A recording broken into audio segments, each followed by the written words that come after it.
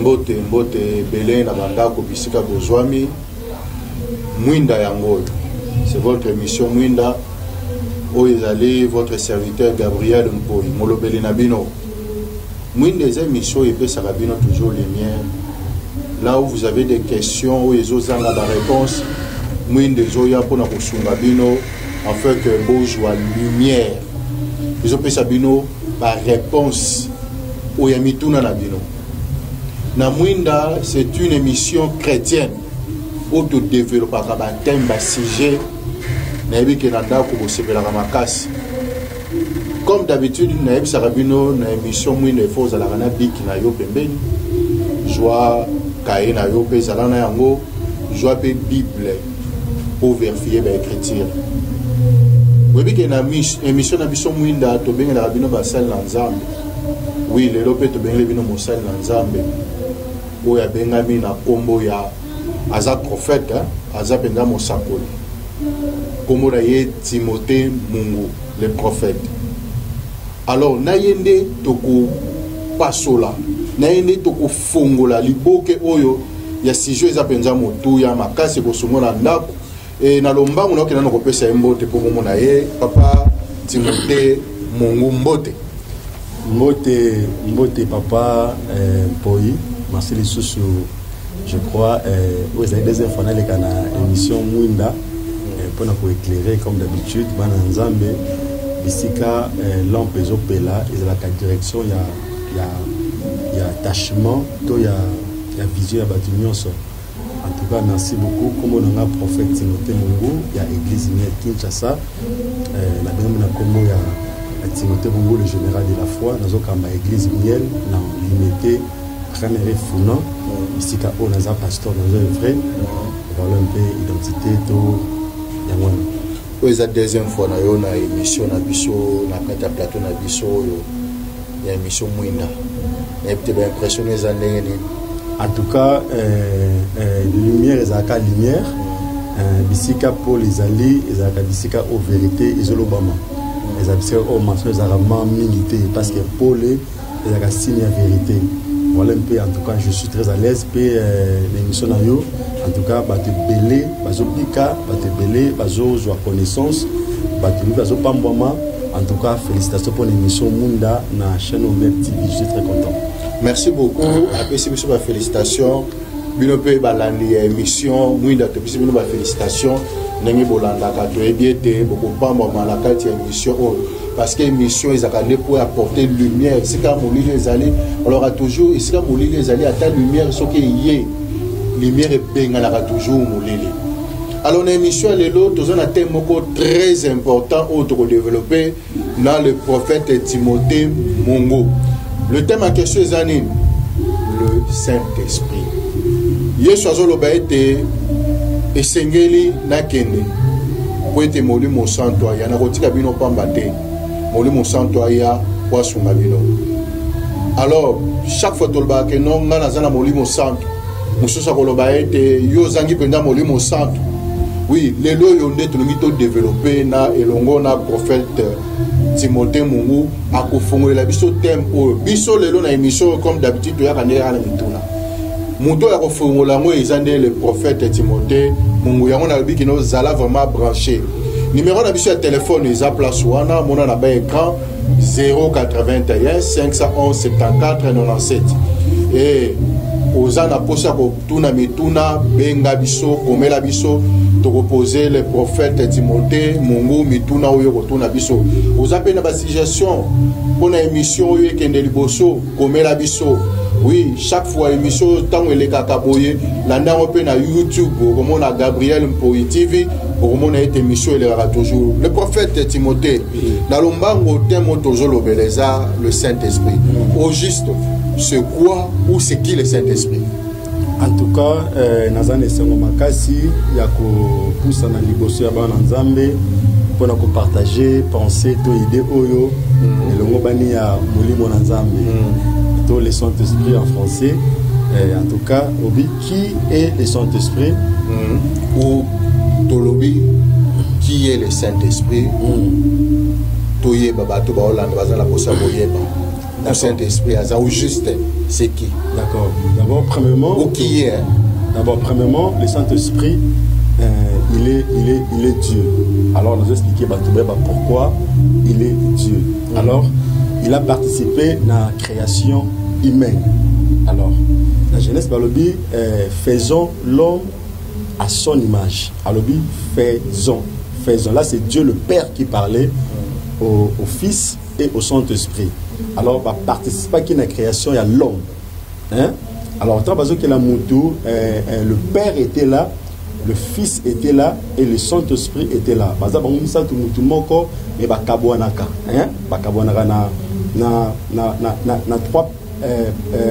trois étapes de nous sommes corps, âme, paix, esprit.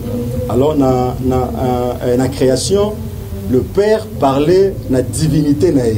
Alors, le Père parlait dans trois aspects où ils ont composé Dieu. Parce que le Fils, c'est Dieu, le Père, c'est Dieu, le Saint-Esprit aussi, il est Dieu. Nous ne pas comprendre bien. La question, qui est le Saint-Esprit? Alors, il est Dieu.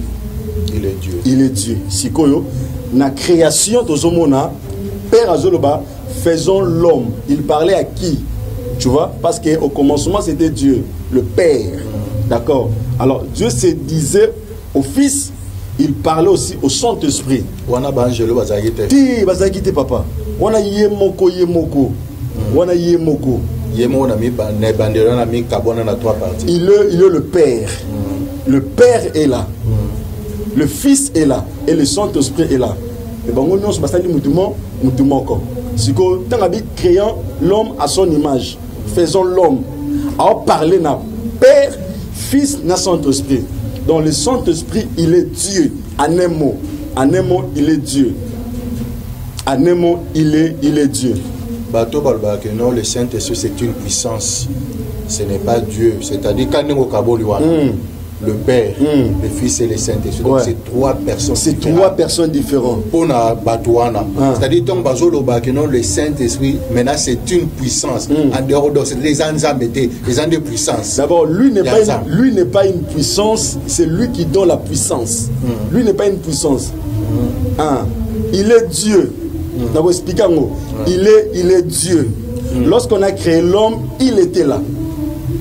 Tu vois? Lorsqu'il y avait la création, comme la terre était informe et vide, il était là. Même dit que non, son esprit s'est mouvait au-dessus des eaux. Il était là au commencement. Vous voyez l'air esprit. Hein? L'air esprit. Non. Pourquoi on a dit son esprit? L'air esprit. Parce qu'on a mis ça. Père, Fils et le Saint-Esprit. L'air esprit. Trois personnes na pluriel. Au monde, il y a corps, dans un âme, dans un esprit. Vous voyez un peu, l'homme est triparté comme ça. Alors, vous ne pas comprendre très bien. Alors, qui est le Saint-Esprit? Je te dis que non, il est Dieu. On a continué à lorsque le Père a dit faisons l'homme à notre image. Vous voyez un peu, parce que tu avais besoin de la chair qui est Jésus-Christ. Ton corps a l'esprit. On va expliquer. Alors, donc le Saint-Esprit, il est Dieu. Le Saint-Esprit, il est Dieu. Il est Dieu. Il reste Dieu. Mais il a un rôle très important sur terre et puis dans la vie humaine. Pour l'expliquer. Merci beaucoup. Ce que rôle il y a Saint-Esprit dans la vie à croyant.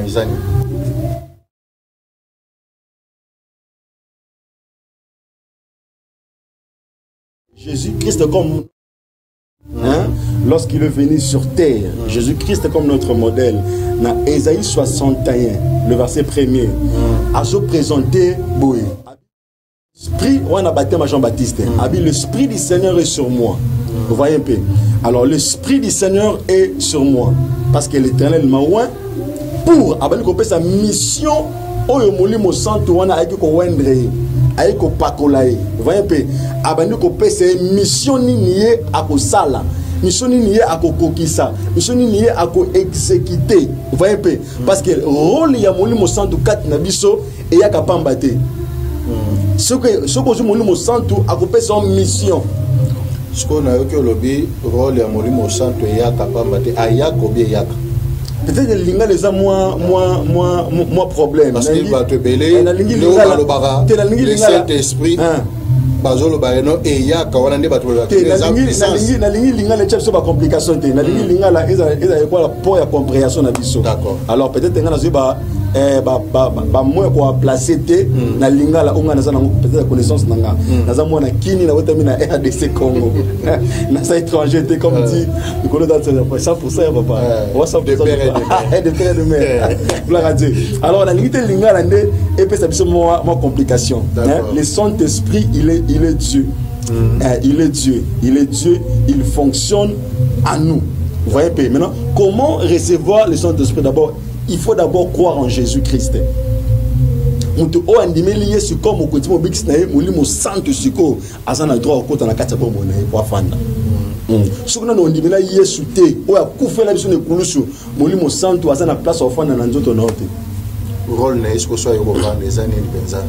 Exactement. Rôle la molimo santo ce que ça na 1 Corinthiens 3 le verset 16.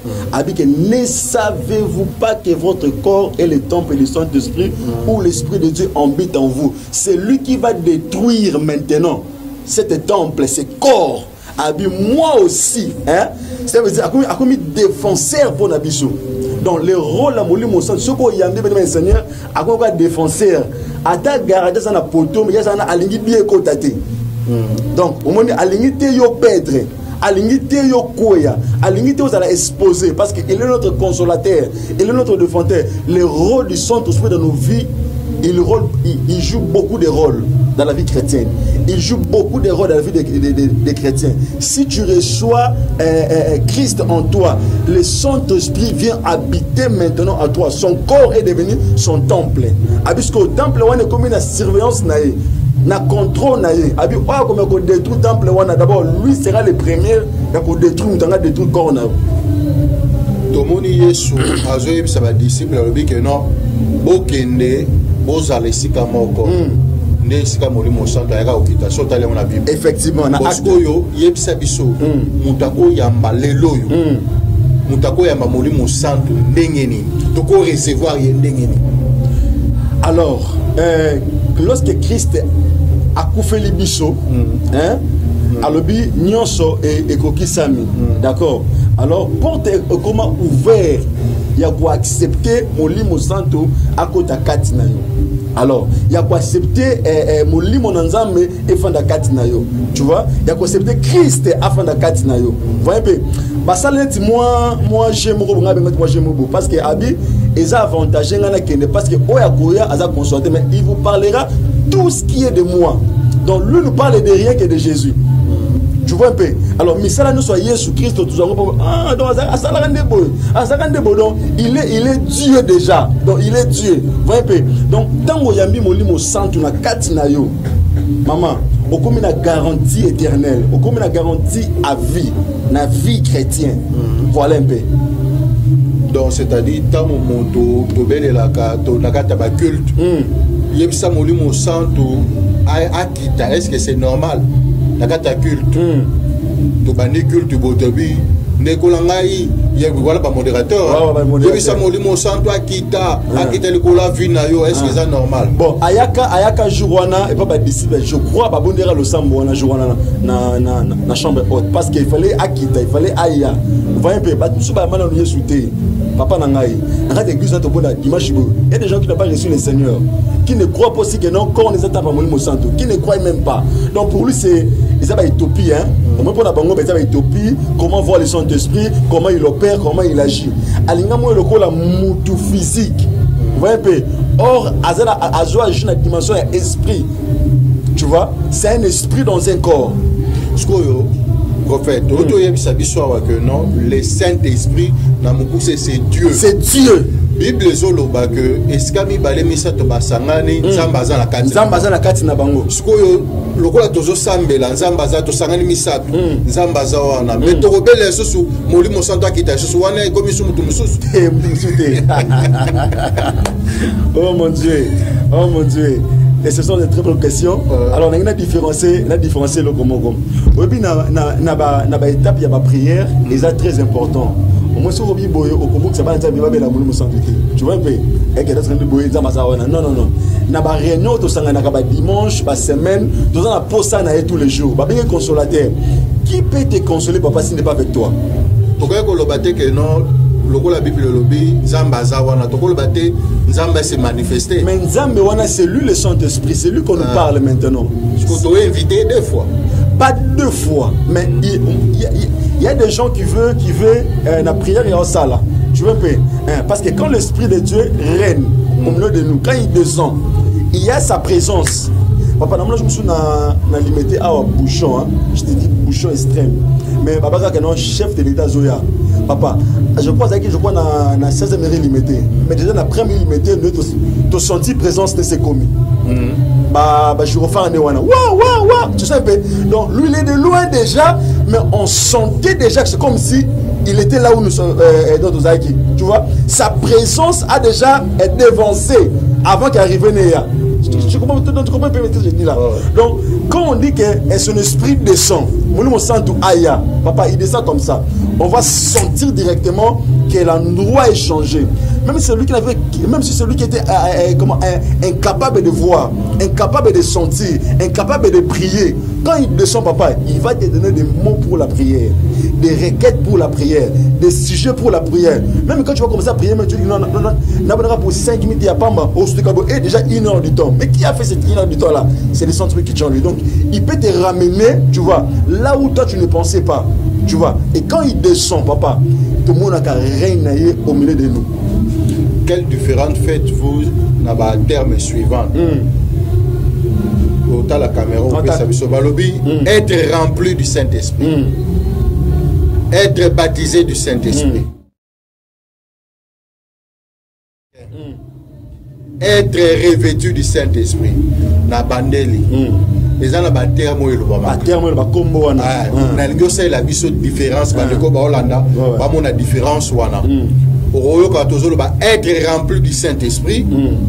Être baptisé du Saint-Esprit. Le Saint-Esprit sur quelqu'un. Être revêtu du Saint-Esprit. Voilà. Être rempli du Saint-Esprit. Alors, être rempli du Saint-Esprit, cela veut dire que les termes, au français, tu vois, bonjour, salut, bye, tu vois, et ça va jamais comme salutation, tu vois, mais il y a plusieurs, on a domaine de belé. Tu vois, d'abord, être rempli du Saint-Esprit. Effectivement, Christ n'a pas dit que je suis rempli du Saint-Esprit. Il a dit que l'Esprit du Seigneur est sur moi, l'Éternel m'a oint. Vous voyez un peu? Simplement, il n'a pas dit que je suis rempli du Saint-Esprit. Vous voyez un peu? On n'a pas vu là où Christ lui-même, notre modèle, qui a dit que non, j'étais rempli du Saint-Esprit. Non. Mais que non, l'Esprit d'Éternel sur moi, l'Éternel m'a oint. Directement. Tu vois, il n'y a pas, tu vois, que nous sommes remplis du Saint-Esprit, hein, on a rempli. L'apôtre, non, rempli du Saint-Esprit. Qui là? Tant que je suis quelque part. Papa. Bazaki visité, on visite Bazaki oué par le Saint-Esprit. On parle de rempli, c'est comme ça des gens qui ne sont pas remplis dans le Saint-Esprit. Non, on ne peut pas faire de cette différence-là. C'est juste que non, l'Esprit, hein, a été fixé. On peut dire ça. Rempli, ce n'est pas un problème. Je ne sais pas s'il y a un problème ici. Rempli du Saint-Esprit, loin du Saint-Esprit, baptisé du Saint-Esprit. Et ça va le langage de dossier là. Mais en un mot, hein, c'est l'Esprit de Dieu qui vient à nous. L'Esprit du Seigneur sur moi, l'Éternel m'a oint. Tu vois, en un mot, quand l'Esprit de Dieu vient sur toi, il vient pour te oindre. C'est fini. Donc, c'est-à-dire, être rempli du Saint-Esprit, être baptisé du Saint-Esprit, le Saint-Esprit sur quelqu'un, être revêtu du Saint-Esprit, ça va être l'homme. Namoni quand les Français ne pèsent pas le lingue et la différence n'est pas, tu vois. Être baptisé du Saint-Esprit, il y a des gens qui sont baptisés du Saint-Esprit, tu vois. C'est le Saint-Esprit donc qui a fait ce travail, qui a baptisé des hommes comme ça. Tout ce monde dit la Bible, comment on appelle ça, cet homme m'a un peu échappé. Lui, il était baptisé du Saint-Esprit. Jour il y a baptême, c'est qui dans la Bible? J'ai oublié le nom, mais quand le nom viendra, on peut savoir, Combo, il y a apôtre. Azaki baptisé dans mon lit, mon ensemble. Et ça, quand baptême, on appelle ça Rabisso. Vous voyez, baptisé du Saint-Esprit, rempli du Saint-Esprit. Mais en un mot, je peux dire que l'Esprit de Dieu, quand on s'en vient sur toi, ceux qui awendrent, tu es complet. Donc, il y a aussi la différence.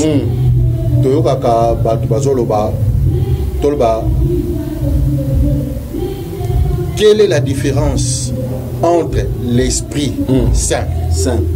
Aussi la différence entre Esprit Saint, Saint-Esprit, et Esprit de Dieu. Esprit Saint, Saint-Esprit, l'Esprit de Dieu. Voilà. Alors l'Esprit de Dieu qui est sur nous, c'est un Esprit Saint. On peut dire ça. Donc c'est un Esprit qui est saint. D'accord. Dieu est 3 fois saint, comme les gens disent, comme la Bible dit. Alors le Bible est bien, Dieu est 3 fois saint. Non, les gens, parce qu'autant qu'on va saint, saint, saint, saint, l'Éternel des désarmés. Dieu est très saint. Voilà. Pour la bonne confirmation. 3 fois saint. Ça veut dire qu'au-delà de 3, il est saint, il est parfait. D'accord. On va prendre Esprit Saint. Voilà. Saint-Esprit, c'est toujours la même personne. Tout le différent dans niveau en été. Différence en été. Esprit de Dieu vient, Esprit Saint vient. Vous voyez un peu, c'est toujours le même. Ils ont test, ils ont qui est différent pour nous croire, pour nous moi séduit. Mais en réalité, l'esprit n'a pas de partage. L'Esprit Saint, l'Esprit remplit moi, tout ça. Après moi, c'est tout s'appelle en un mot le Saint-Esprit de Dieu. C'est fini. Alors, comment identifier Voilà maintenant, on peut identifier, c'est lui là qui a l'Esprit de Dieu dans Misala Nae, œuvre Nae. Papa, il y a des le fruit de l'Esprit. Tu vois, quand on reçoit le Saint-Esprit à nous, papa, il joue un grand rôle dans nos vies, papa. Donc, on a Ndumba, Azumoli Mosanto, avec jeunesse. Donc, on a volé, et bah, pour maîtriser, était dans la prison. Prison, bah, côté 10 fois, bah, maîtriser, été. Tu vois un peu. Mais le jour qu'il a reçu le Saint-Esprit, on lui dit, en tout cas, j'ai changé. Une autre personne. Il joue un grand rôle. D'abord, il est notre consolateur. Lorsqu'il vient dans nos vies, quand tu la reçois, il rentre en toi. Tu deviens maintenant comme un commentaire dit que votre corps est le temple. Aux yeux, le corps a commis, il y a un dirigé. Il joue un grand rôle. La première des choses, il dit que non, c'est lui qui va détruire ce corps, il sera détruit. Il joue un grand rôle, il te protège. Parce que c'est poussé par l'esprit que les hommes ont parlé. Ils ont parlé qu'à des non, il y a des gens qui n'arrivent même pas à parler pour sa propre guérison, pour sa propre santé. Tu vois? Il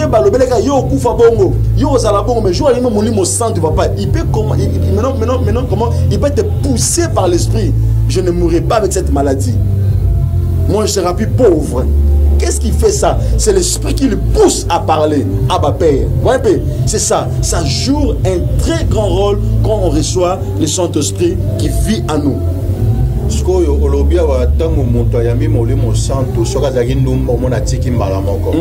Mais tout le monde a rappelé moto ndumba wana na kati ya église molimo santo akitia ba depuis ko prophétiser a prophétiser pe makambo ya kitoko ibe ya solo maintenant abimia ke sala ke ndumba wana zaini. Alors cela veut dire quoi? Cela veut dire quoi? Nous expliquer bongo ils a ba réalité oyo et moni samara na miso bato et to bobo ya ngote ba réalité wana. Tu vois nous sommes donc les gens voient le travail extérieur. Mon libanda andumba. Vous voyez un peu tout le monde m'a arrêté que non jusqu'à présent nous à bongolité frère aneka bondeni tu vois mais le travail à l'extérieur déjà tout le monde a on a doit prophétie on ça lango problème té on a olobela ngoté tu vois le travail que ça te fait à l'extérieur tout le monde a que non azana na ki numa na tout ça non il faut maintenant aller maintenant parce que lui lorsqu'il agit pas physiquement, parce que l'homme regarde l'apparence, ça c'est l'apparence qu'on voit. Mais Dieu, le Saint-Esprit regarde le cœur. s'il vient à via Mouton avec Ndouma, s'il rentre, tu vois, il y a un travail qui commence avec lui. Tu vois, à ABC, na Saoul, au moment où c'est comme beaucoup de ganja va s'accoler. Hein, quand on a atmosphère, on a beaucoup profité. Si le Saint-Esprit entre en toi, voyez un peu, nous coupons sur ba don nae, ba fruit nae, tout le monde attends la kindumba wana, au makambo. Mais tout comme après c'était moment où on a dit non, vie nae, parce que pito pas le baga papa, on peut s'en rendre. Hein? Maintenant, ici on parle de l'esprit de Dieu. Si vraiment nous avons Sakula, total a 4. Comment ça commence à faire un travail très lourd. Oh, famille est salatée. Oh, classe est salatée. Oh, la prison est salatée. Oh, entourage est salatée. Mais ça, maintenant, c'est un grand travail que le Saint-Esprit commence à faire dans la vie de cette jeune fille. Alors, quelles sont les œuvres du Saint-Esprit dans la vie des croyants? Misala ya moli mo centre na vie ya moto yo andimeli ba mbumé mona naka ba fruit de l'esprit on mona boza mda douceur papa moni comment la douceur ya hein eza mbuma ya nene batubeli bazana ngote douceur mais les problèmes mais à réagir sans tu vois tu sens que celui-là c'est un pasteur, celui-là c'est un chrétien. On m'a dit qu'à réaction à la douceur, à la humilité, un pasteur orgueilleux, un chantre de Dieu orgueilleux. Vous sentez un peu, papa? Ça prouve et ça montre réellement que cet homme n'a pas le Saint-Esprit en lui. Parce que papa, il dit et beau tate. Hein, papa, on a dit mais beau tate. Oh, on a dit ah.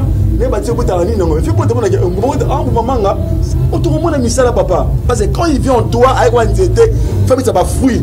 Oh, ça qui n'a pas tout le monde est douceur, tout le monde est passion, tout le monde est amour. Tu vois, à la foi, et puis la fruit de l'esprit, foi. Tout le monde a la foi depuis le bail. Il y a la tembe. Ah, papa, tout le monde a ta foi, tout le monde a la douceur, tout le monde a la patience, tout le monde a la humilité, tout le monde a la soumission. Tout ça, ils ont un moment où réellement cet homme-là, il a le Saint-Esprit parce que les œuvres, mais ça, d'ailleurs, il y a puissance, guérison, d'ailleurs, il y a prophétie, il y a tout ça. Tout le monde a fait patience, douceur, dans Katina. Donc, mon centre, peut ça dans la prophétie. Pardon? Il y a une ça dans la prophétie, mon centre.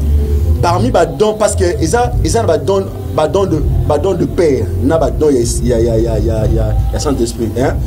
Les dons de l'esprit, voilà, je peux dire. Les dons de l'esprit existent. Exemple, pendant Galate, pour les alliés. Tu vois, les dons de l'esprit. Fruit, misala nae, ce qui a eu na quatre nae, toko changement, toko mona transformation, toko mona bambuma nae na quatre te, il y a changé. Tété, oh, no kotane te, oh, ah bon moi na te papa. Que moi j'ai musika. Te ah bon moi na tika makamboana. Tu vois, ça sont des fruits maintenant aux autres personnes qui non, cet homme a réellement été visité par le Saint-Esprit. Prophète. Bino ba prophète, je crois que dans le Congo, vous avez que vous créez un problème belé. Le prophète va créer un problème belé. Ah, tu as invité le prophète. Oh, expliquez-nous alors. Dans le Congo, nous avons un moment d'élection. Mais avant l'élection, tout le monde a prophète, bimi ba pesi prophétie pour na mboka na biso Congo. Tokotanga ba kombo parce que ça ya bomba te le prophète Joël Tad. Alobi élection et kosalama te. L'évangéliste Roger Bach alobi élection et kosalama te. Le pasteur Roland Dalo alobi nini alobi avant élection ezana ba candidat président moko akokufa moko ozala na chaise roulante ezalaki penza ba profession eza na temps na durée élection euti osala toyoki prophète moko alobi que soki prophète apesi prophétie kokisami te et il que aza faux prophète n'habite tout le monde a impression par rapport à n'habite yo pour l'anda qui va bloquer on a pas profession effectivement ils a vent ils ont frappé l'RDC on peut pas faire semblant. Si on fait semblant, c'est comme si on n'est pas des Congolais. En tout cas, je suis l'homme de Dieu qui aussi vit comment dans ce pays des choses se passent. Un peu. Alors, ça s'appelle Nzambe et tout. Ici, il y a de faux prophètes. Il y a aussi des vrais prophètes. Ici, il y a des faux hommes de Dieu. Il y a aussi des vrais hommes de Dieu. Alors, d'abord, c'est la différence. Alors, un pays oyo ba prophète ba sali scandale parce que mboka oyo eza mboka ya kimbangu eza mboka basakolo papa donc sans prophétie na RDC et RDC za na pesango nga la pesango 89% sans prophétie na RDC sans prophétie na donc ça veut dire que non ceux qui ba prophète bazate na Congo RDC c'est un problème. Pas de problème. Sikoyo, par rapport à la prophétie, ça m'a dit pour l'élection. D'accord. Maintenant, tout le monde a écouté le message qu'on a donné. Parce qu'il y a des prophéties de longue durée, mais à courte durée. Mais surtout, tout, les prophéties à courte durée. Parce que dans 2 Rois 7, le verset premier, tu as cité le verset, et ça, un prophète, on est Élisée. Alors, prophétie il y a 24 heures. Papa, pour la première fois dans la Bible, la prophétie il y a 24 heures. Azobe la mboka lokola Samarie. Mboka crise ya makasi, mboka batu bazolia na bana. Papa, basi baolia na bana. Likelemba ya bana mboka. Mboka même roi mboka bandi ko souffrir. Moni président mboka, moni na vachi beton. Na provision na ye ya kolia ndako esili. Odali ngobila. Provision ezate. Tous les hommes politiques puissants. Provision à l'époque, on a 2 Rois 7, le verset 1er. Mais prophète a tellement appelé cette prophétie à 24 heures.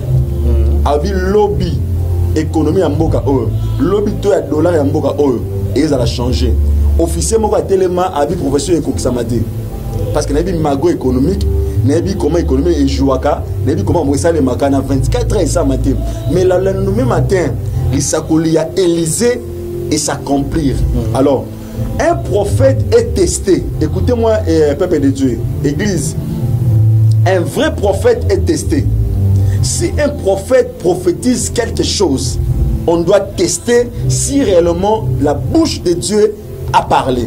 Vous voyez un peu? Alors, Élisée avait démontré réellement que c'était la bouche de Dieu qui y avait parlé. Un prophétie pour 24 heures. Nation Mobimba, RDC Mobimba, tu subis prophétie à prophète de la Bible. Alors, nous, on était vraiment flattés. Il y a que Mona et que Juwana, tu expérimenté. Bouche prophétique le baki pour la biso bongo que non na mboka to komona boye na mboka to sentir boye na mboka ko koma boye mais en réalité on n'a pas vu. Maintenant la réponse c'est pas moi. La réponse sort dans Jérémie 28 le verset 9. Donc il y a autant pour une bonne compréhension. Jérémie 28 le verset 9. Parce que si moi je dis ça, je suis un prophète, mais un prophète est toujours été testé. N'oublie pas ça. On peut tester un prophète s'il parle. Est-ce que c'est vrai ou ce n'est pas vrai? Jérémie 28, le verset 29. Mais si un prophète prophétise la paix, c'est par l'accomplissement de ce qu'il prophétise. C'est par l'accomplissement de ce qu'il prophétise qu'il sera reconnu comme étant véritable envoyé de l'éternel, papa. Babi, si un prophète prophétise la paix ou un prophète prophétise que non, au moins élection aux alatés. Tu vois, si un prophète prophétise que Namboka Oyo, élection aux alatés, alors ce que je m'ai dit que non, on va reconnaître ces prophètes dans le verset Oyo. C'est par ça son accomplissement. Le côté de mon accomplissement, on va douter. Il n'y a pas de mélange dedans. C'est clair, ce noir sur blanc, c'est fini, on est là. Parlons de Banen, Bazaba faux prophète. Mais c'est pas moi qui a dit, là c'est pas moi. Moi j'ai pas dit ça. Mais si ces versets nous prouvent, on prend, et que si un prophète prophétise la paix, c'est par son accomplissement, on doit savoir que cette prophétie qui venait de Dieu est vraie. Mais tout le monde a accomplissement prophétie. Mais non, le retour, il y a prophétie, on peut dire, il est qui maintenant? Nanda va faire sa réponse. Alors, que ceux qui ont sali, prophète a prophétisé, qui s'amité, et le molier qui Moussa Nzambe a soloté. C'est vrai, c'est vrai. Et le molier Bisso, et le molier Moussa Nzambe, c'est vrai, je suis d'accord avec celui qui a prophétisé cette verset. Mais il y a des prophéties qu'on appelle, d'abord, Dieu, ainsi parle l'Éternel. Ceci est première prophétie. Quand on dit que non, Dieu m'a dit, ainsi parle l'Éternel. Papa, on les a dit, douté.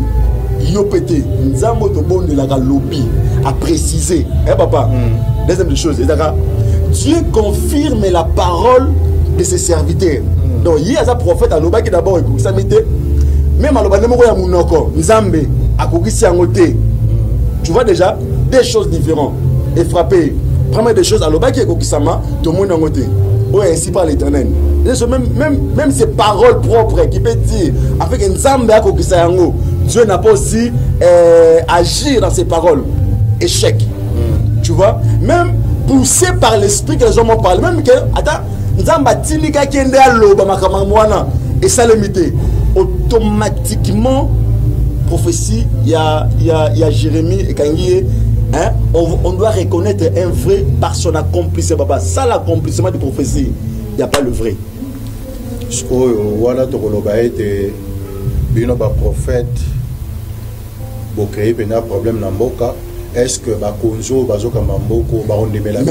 il y a encore de pistes de solutions pour de nouveaux prophètes ou pour des anciens prophètes ou pour encore des prophètes qui ont la bouche de Dieu, qui ont l'oreille de Dieu, qui ont la voyance de Dieu. Papa, les hommes prennent un nombre. Tout un nombre au monde réellement, si un prophète prophétise quelque chose, on doit voir réellement que ça, c'est Dieu qui a parlé. On doit voir un nombre. Tout un nombre, verset 22, verset 22, na 6. Parce que si l'autre a prophétisé, nombre 22, verset 6, si l'autre a prophétisé, on doit reconnaître que cela venait de Dieu. Mais on n'a pas vu ça, papa. La date a été expirée, tout est déjà passé. Papa, automatiquement, ce n'est pas Dieu qui a parlé. Ezaki bonjour Totoro Loba. Il sentiment. La chair. Oh, mes chers parlent, non? La viande. La viande parle. Nous sommes sur le lobby. Papa. Voilà la viande. Parce que la viande a parlé sur la vie d'Adam. Est-ce que Dieu a-t-il réellement dit? C'est la viande qui a parlé. C'était Satan, c'est la viande qui a parlé. Vous voyez un peu? Bande Kolangai. Tout ça la keba. Oh mon Dieu. Namakambo ya Nzambe. Prophète. Soki Nzambe a lobby loba. Soki Nzamba lobite kolobate. Kopé sa place na viande lobate. La viande, c'est la chair. Alors, tous autres en version lobby. Maintenant, c'est quoi prophétie? C'est quoi prophète? Ceux qui va lobby les kambu, papa. Papa. Même Yemoko Vachina Ndaku. Ngobi Nandaku. Papa. Alors, qui sommes? Viens. Nombre 22, verset 6. Viens. Viens. Je t'ai pris. Je t'en prie. Maudis-moi ces peuples. Maudis-moi ces peuples. Prophétise sur ces peuples. Maudis-moi ces peuples. Continuez. Car il est plus puissant que moi. Car il est plus puissant que moi. Continuez. Peut-être ainsi pourrais-je le battre et les chasserai-je du pays. Car je sais que c'est lui que tu bénis est béni. Car je sais que c'est lui que tu bénis, c'est lui que tu prophétises. Papa. Parce que un prophète Balak, na Balam. Balam, il y a qu'à maudire moi Israël. Car je sais que tu es prophète. C'est lui que tu prophétises, c'est lui que tu bénis. Papa, tes paroles ne sont pas en vain. Un vrai prophète, lorsqu'il se tient dans un chair pour dire, pour prédire, papa, tout le monde craint. Parce que viens, je t'en prie, tout ce que tu dis, tout ce que tu bénis, sont des gens de prophètes, trop rares, je peux dire. Au serait sur le Kambu, le Bomonyango. Va continuer, va lobby. Et que c'est lui que tu maudis et maudit. Et c'est lui que tu maudis. C'est un prophète ici. Ce qu'on dit, au Pambolami, on maudit. Élection Salamate, papa. À table, on a ma machine à vote. En fait, comme 24 heures échoué. Parce que si lui parle seulement de choses là, et ça m'a dit papa, Nicolo qui est papa, si lui, à la pause, et si la fin de la chambre n'a pas non, j'ai déjà dit, on me dit, attends, il y a Daoussa, Louis Georges Moussenga, prophète de Nemungu. S'il parle dans ta vie, papa, tu es automatiquement changé. Prophète, dans mon émission, TV Zangonga. TV Benje Zangonga. Mais, toujours quand on a la deuxième partie de l'émission, on a dit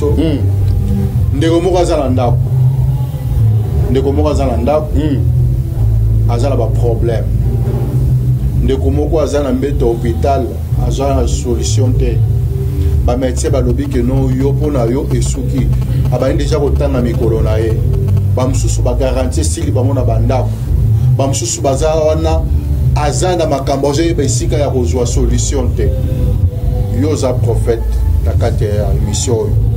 Tolingyo lo bali kolona bango lokola prophète parce que c'est sûr que non soki mosala nzamba lobby et outil pas naye nzambe azara na sima ya maloba ya basali na ibo akokisa nga nazala kondima na émission soki lobby lo ba moko pona ndeko azana ndako nzamba akokisa yango soko prophétiser pona ndeko azana kati ya ndako azola na émission akozwa solution topesi o passe.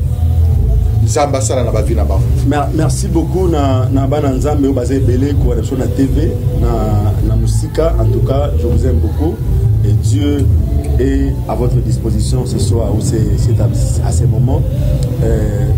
Mon nzambe azana capacité ya couper sa yo solution ya ba problème na yo parce que l'esprit de Dieu guérit. L'esprit de Dieu c'est un esprit de force et de puissance.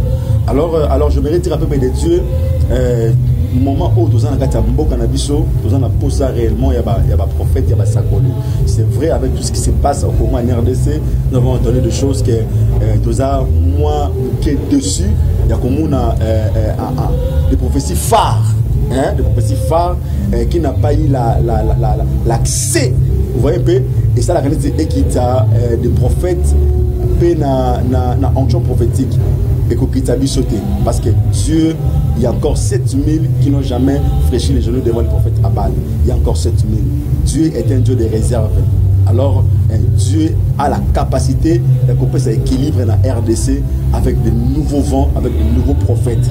Alors je vous jure et que Dieu est le même hier, aujourd'hui et éternellement. Mais si un prophète prophétise quelque chose, cela n'a pas arrivé, n'a pas dit que si la personne est faux.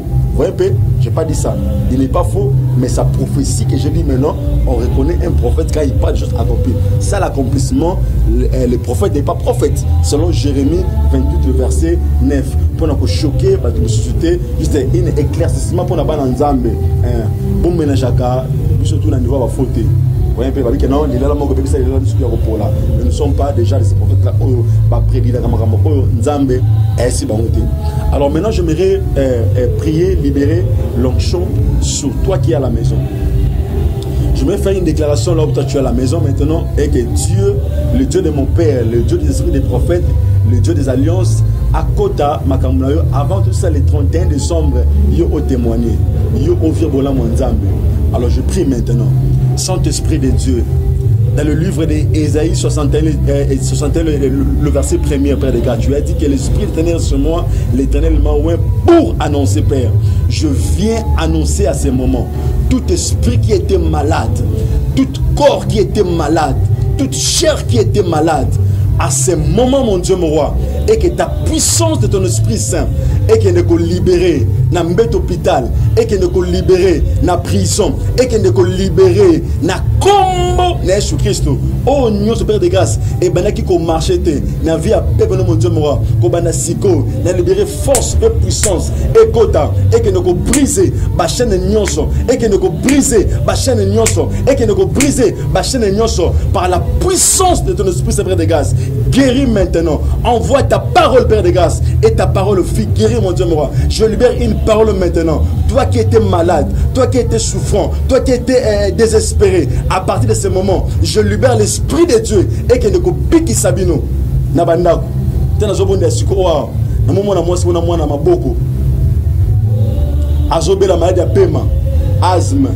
Et Dieu me parle à ce moment ta fille vient être guérie à ce moment. Reçois la guérison au nom de Jésus-Christ. Seigneur, merci d'avoir guéri ton peuple par ta puissance et par ta main puissante. Dans le nom de Jésus-Christ, nous t'avons ainsi prié. Amen. Amen. Amen. Amen. Amen. Alors, prophète, paie ça numéro de la téléphone. Parce que ceux qui ont témoignage, les alliés, beaucoup bien dans le numéro, ils ont un écran 081 511 74 97. Alors le prophète peut s'appeler numéro na yo, ceux qui témoignage, ils ont bien yo. Merci beaucoup. On va passer le mot téléphone, comme ça, on peut pour ça bien abisso, pour la prière, pour la question, tous en a pour nous répondre 089 82 00 853 089 82 00 853. Je vous bénisse. Merci beaucoup pour l'émission Yamunda. Merci beaucoup. Émission Nabiso Commune Asuka. C'était votre humble serviteur Gabriel Mboyi Chamala. Alors, tu as le prophète Timothée Mongo. Alors, tu développes qui thème sur le Saint-Esprit. Alors, nous avons la même chaîne, même heure. Bye.